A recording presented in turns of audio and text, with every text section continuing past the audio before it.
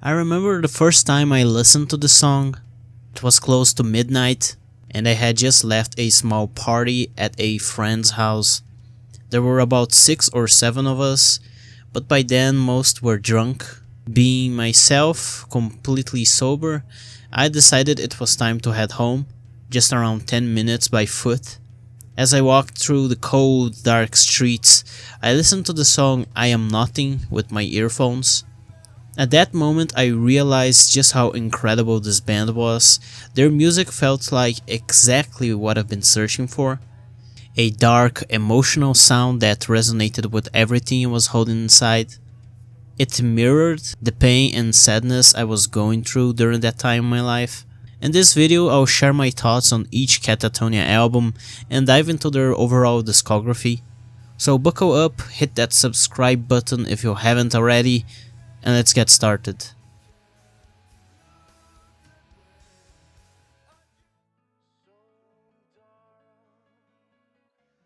I first discovered Katatonia through another one of my favorite bands, the Ocean Collective. On their album Phanerozoic 1 Paleozoic, there's a track called Devonian Nascent, where Katatonia is featured as a guest artist. Since I was already enjoying that album, I decided to check out this band. And the first thing that caught my attention was the artwork on some of their albums. The two that stood out were The Fall of Hearts and especially Dead End Kings. I saw that striking image of a deaf bird and was instantly hooked. I knew I had to hear the dark music behind it, and I did. The parting opens the album beautifully, setting the dark tone and overall atmosphere of the band. As we'll see, they've evolved a lot over the years. Specifically, I view this album as a blend of their signature doom metal with elements of post-metal and progressive metal, and I love the final result. I enjoy all the songs on this album, but some key tracks include Hypnon, The Racing Heart, Ambitions, Lithium, and The Act of Darkening. These last two are standout tracks, you just have to listen to them, they're incredible. Hypnon reflects on the resignation that comes with apathy, the inability to feel emotions for others. The Racing Heart is about the anxiety of being stuck between the past and the present, feeling empty and longing for lost moments. Ambitions touches on the realization that one's dreams are unattainable. Lithium deals with losing the essence of memories and the desire to erase them in order to move on with life. The Act of Darkening speaks to resignation to darkness, sadness, loss, and death, the loss of all hope. Along with Dead End Kings, the other two albums I first explored were The Fall of Hearts and City Burials. The Fall of Hearts leaves the doom metal beside for the moment. This is more of a progressive metal / progressive rock album than anything else. The songs are long, some stretching up to 6 or 7 minutes, and the artwork is absolutely beautiful. I love this piece of art. Some standout tracks include Take Over, Serene, Old Heart Falls, Serac, and Shifts. But as a whole, this album is just fantastic and one of my favorites from the band. Take Over is about the process of something or someone overtaking another, a rebirth that could bring either pain or clarity. Serene describes sudden, turbulent changes followed by a moment of acceptance. Old Heart Falls speaks to emotional decay, where an old heart dies from a lack of dreams and aspirations. Serac addresses an internal conflict between emotional and psychological forces trying to take over the self. Shifts reflects moments of instability and transition, such as when someone has to move on to a new, alien place that isn't home. Next we have City Burials, which leans more into a post-metal direction. It incorporates many electronic sounds and effects, and honestly, I really love what they did here. Heart Set to Divide, Lacquer, The Winter of Our Passing, and City Glaciers are great tracks to note, but the one that I absolutely fell in love with is Vanishers. This song stands out so much from the rest of the album. There's nothing quite like it in Katatonia's discography, either before nor after. Heart Set to Divide talks about the distance between people and the difficulty of establishing harmony and relationships with others. Lacquer explores the struggle of maintaining a facade of being someone you're not. The winter of our passing depicts a difficult phase in life, full of hardship, that eventually gives way to a new cycle. City Glaciers reflects on people who feel stuck, unable to change their lives, whether personally or professionally. Vanishers speaks to being left behind, alone, and losing sight of something vital to yourself, yet being unable to remember what it was exactly. The album artwork is another masterpiece. The image of a man shrouded in darkness with a crown of broken glass and a hidden raven in the corner, paired with the title City Burials, sparks my imagination and takes me to the most distant, surreal places. Atmosphere is incredibly important to me, and these three albums I've mentioned are perfect when it comes to creating a dark, immersive atmosphere.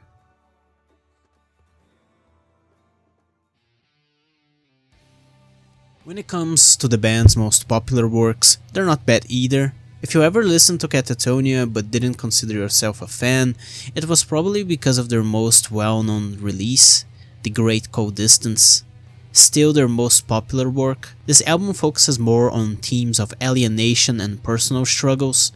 My Twin, for example, is about the feeling of losing a friend you once had. You were so alike in the past, but as time passed, both of you took different paths, and now you can barely recognize the person you once considered a twin.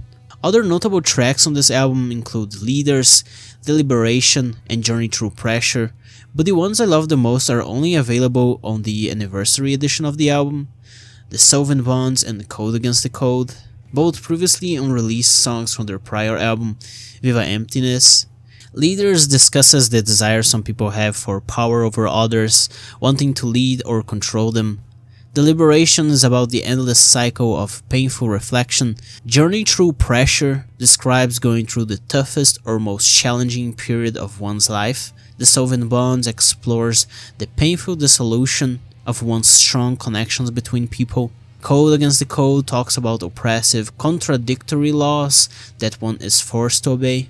Speaking of Viva Emptiness, it is a concept album that follows a man who once lived a criminal life and wanted to escape from it. He was powerful and influential amongst criminals, but eventually became hunted by those who were once his comrades, his brothers. This album has a few different mixes, but the one I prefer is the 10th anniversary edition.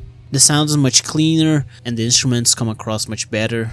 The standard tracks here include Ghost of the Sun, Burn the Remembrance, Evidence, Wait Outside, and Inside the City of Glass.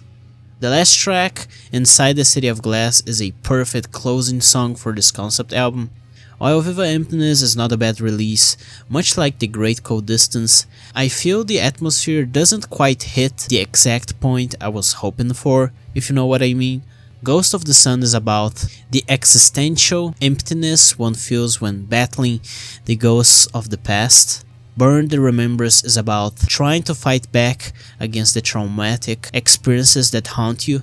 Evidence deals with confronting the truth head on, rather than trying to forget or bury it. Wait Outside speaks to loneliness, the feeling of being alone in a cruel world. Inside the City of Glass reflects on one's existence and role in the transparent reality of this world we live in, the City of Glass. Night is the New Day is an interesting album. The previous two albums mixed doom metal with an alternative rock style and even some progressive metal, but this one is different. At the time of its release, Jonas Ranksy, the band's vocalist and frontman, was struggling with what we call writer's block. After having released their best work to date, The Great Cold Distance, Jonas didn't know where to take the band, and that is quite apparent in this album. I see it as a transition album, bridging their 2000s alternative rock sound with the more progressive rock-oriented direction they would take in the 2010s.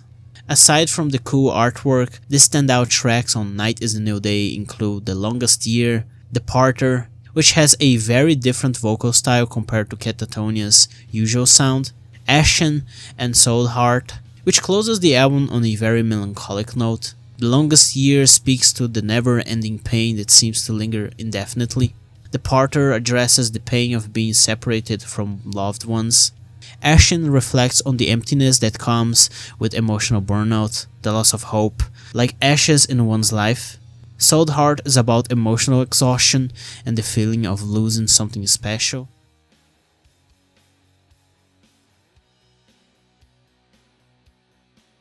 Discouraged Ones is by far Katatonia's most depressing album never made.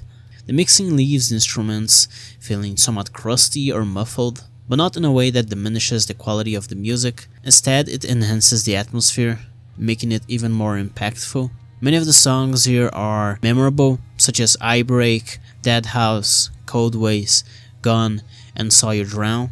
Eye Breaks delves into the sensation of loss and internal destruction, capturing the inability to deal with inner pain, ultimately leading to self-destruction. Dead House explores isolation and the loss of hope, resembling the feeling of being trapped in a dark room with no escape. Cold Ways addresses emotional distancing and coldness in relationships. In My Eyes, You're the Lie. Gone deals with loss and loneliness, the harsh realization that someone you thought would stay by your side until the end has either passed away or moved on. Saw You Drown speaks to the emotional trauma and suffering of watching someone slip away, whether literally to drowning or metaphorically, such as succumbing to addiction, toxic relationships, or dangerous groups. In these situations, all you can do is watch, unable to intervene. In the end, this is my favorite atmosphere across any Katatonia album, but you might wonder why it isn't also my favorite album of theirs. The answer is simple: they have created better songs. No other album captures an atmosphere like this, but when it comes to the music itself, Katatonia has definitely surpassed this work. One album that at first I didn't quite enjoy was Brave Murder Day. Initially I thought it was boring, but now I like it so much that I even have a t-shirt with the album artwork on it. This is the band's only Death Doom album, which makes it stand out as quite unique. The artwork is interesting too. At first I thought it was some kind of drawing with an inversion effect, making the white background black and the illustration itself white. But after looking at it for a long time, I realized it's actually a photograph of a dead bird's skeleton, perfectly fitting with the tone of the music. The tracks I enjoy from this album include Brave, Murder, Day, Rain Room, and 12. Brave speaks to the courage one finds in facing loss and resisting the pain. Murder is about regret. It's as if you could metaphorically commit a murder and feel remorse afterward, capturing the essence of doing something terrible and living with the consequences. Day tackles the fight against depression, the overwhelming sense of being lost. Rain Room conveys isolation and despair, likening it to being trapped in a room with constant rain falling, suffocating you. 12 explores loneliness born from the loss of someone important. At first, I thought the songs all sounded too familiar, but the more I listened, the more I appreciated the uniqueness of each one. Now, 12 even features my favorite guitar part of all time. If you're interested, it starts at 3:46 and ends at 4:17. The band's debut, Dance of December Souls, is, in my opinion, their weakest material by far. Even weaker than Night is the New Day. Not because the music is bad, but because the band was just starting out and hadn't yet found their sound. The album mixes doom metal with 1990s atmospheric black metal, which you can hear in tracks like Gateways of Bereavement, In Silence Enshrined, Velvet Thorns of Dreamwheel, and Tomb of Insomnia. Gateways of Bereavement speaks of barriers standing in your way, representing bereavement that prevents you from moving forward and leaving the pain behind. In Silence Enshrined explores introspective isolation, reflecting deep internal silence. Velvet Thorns of Dreamwheel poetically expresses suffering, while Tomb of Insomnia deals with the despair and anguish caused by insomnia in a metaphorical sense. In addition to the album, I like to mention their EP, Jehovah Elohim Meth. From the EP, some tracks are repeated, but the one that really stands out to me is the closing track, Crimson Tears. It's an atmospheric song with the sound of water flowing through a dark, mysterious cave. The ambience here is spot on. I also want to note how familiar the debut albums from many metal bands from the 1990s are. Dance of December Souls by Katatonia, Orchid by Opeth, Serenades by Anathema, The Principle of Evil Made Flesh by Cradle of Filth, and As the Flower Wither by My Dying Bride. All have striking similarities. It is as if these bands all began with a mix of death doom influenced by atmospheric black metal, but as their careers progressed, each band went in a different direction.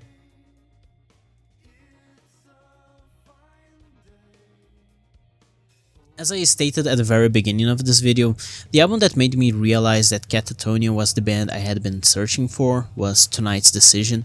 Songs like For My Demons, I Am Nothing, Had to Leave, This Punishment, Right Into the Bliss, and many others from this album were the ones I first fixated on, constantly listening to them.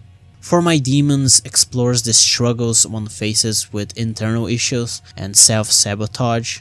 I Am Nothing deals with feelings of desolation and depression, capturing the sense of being irrelevant in the world. Had to Leave speaks to the necessity of leaving something behind, something that causes pain or holds you back.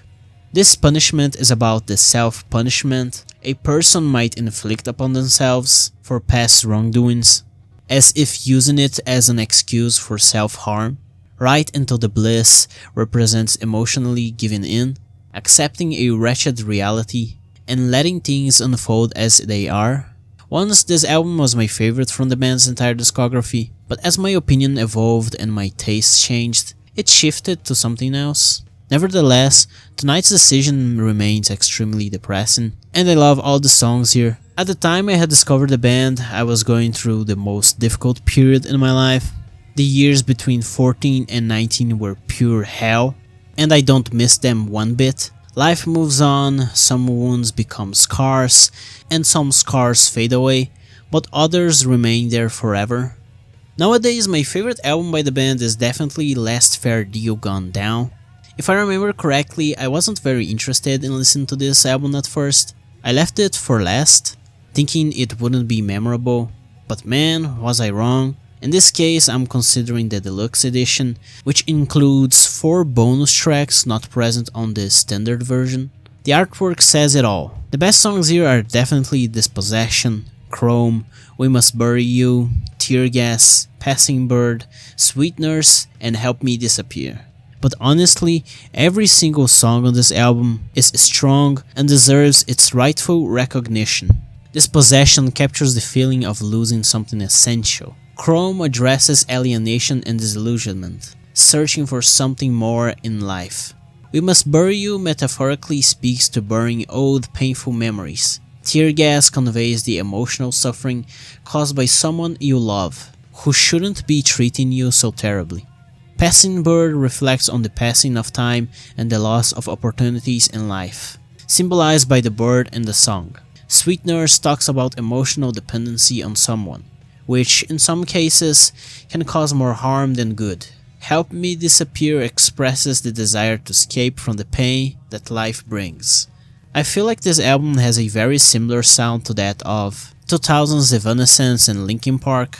I categorize not only this release but also other Katatonia albums from this period as a combination of doom metal with alternative rock. The accessibility of the songs on this album is astonishing, and it baffles me that this album isn't as popular as Fallen by Evanescence nor anything that Linkin Park did around the same time. If you want to listen to the very best Katatonia album, this is it. Go ahead.